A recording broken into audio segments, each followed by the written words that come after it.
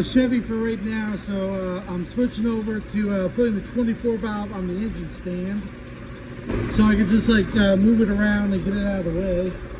Yeah, the cherry picker is not strong enough for these Cummins engines. It could probably do just the engine by itself, but I don't want to risk it since I've already bent it with a 454 big block.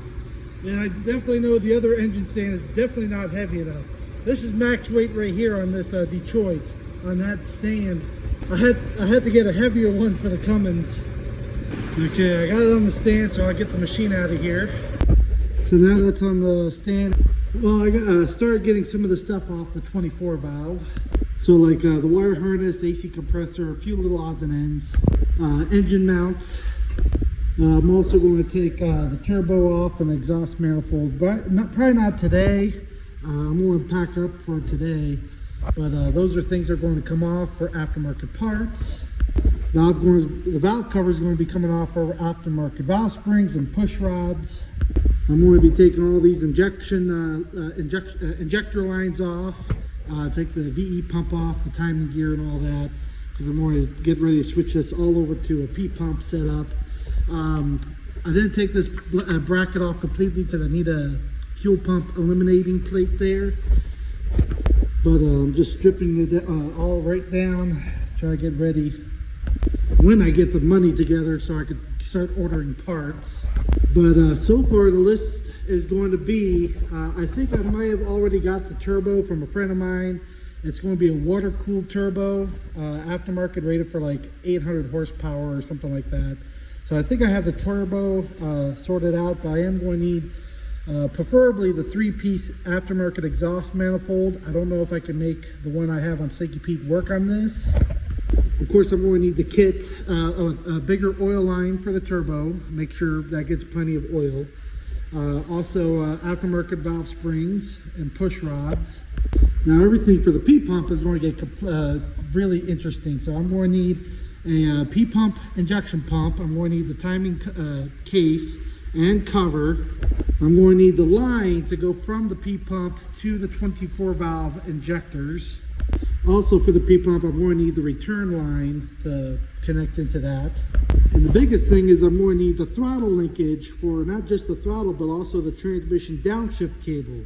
You know, I gotta adapt the VE injection pump throttle assembly, the factory, to a P-pump. So I also need the oil feed line to go from the block to the P-pump. I'm also going to need an oil pan. I'm going to use this 24 valve heat exchanger. Actually, I might have to switch it over because it bolts differently.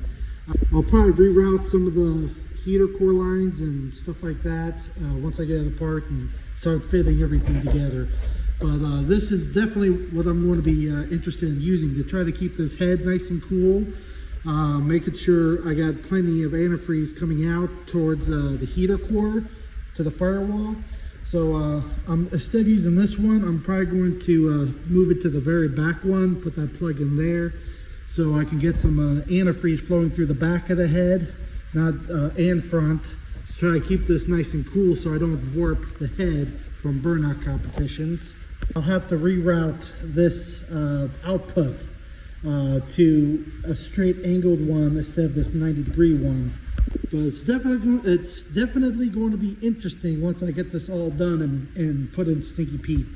There's definitely some miles on this motor between all the crap caped up on it and like all the corrosion, because none of these hoses have been off since the factory, and you can kind of tell the corrosion on the inside.